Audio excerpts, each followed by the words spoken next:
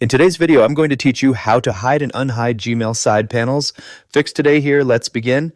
First, go to the Gmail website and make sure you're already logged into your account.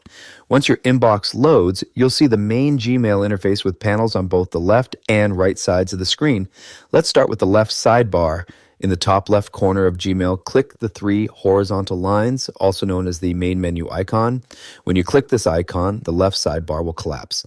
This hides the full list of folders such as inbox, sent, drafts, and other labels, giving you more space to view your emails. If you want to show the sidebar again, simply click the same three horizontal lines icon once more. When you click it again, the left sidebar will expand and all the folder labels will appear again. This toggle makes it easy to switch between a compact view and the full sidebar view depending on your preference.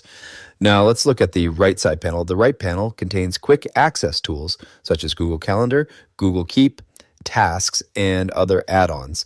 To hide this panel, move your cursor to the bottom right corner of the Gmail screen. There, you'll find a small arrow icon labeled Hide Side Panel.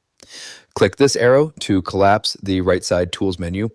Once hidden, the right panel disappears and your inbox area becomes wider, giving you more room to read and manage your emails. If you want to show the panel again, go back to the same location at the bottom right corner.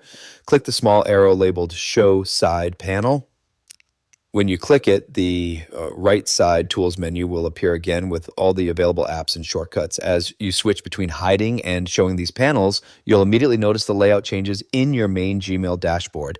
This feature is useful if you want a cleaner workspace or if you need quick access to Gmail's built-in tools. That's it for this tutorial. If you have any questions or suggestions, feel free to leave a comment down below. If you'd like to see more videos like this, the subscribe button is free and helps support the channel so I can keep making helpful tutorials for you. I'll see you in the next video.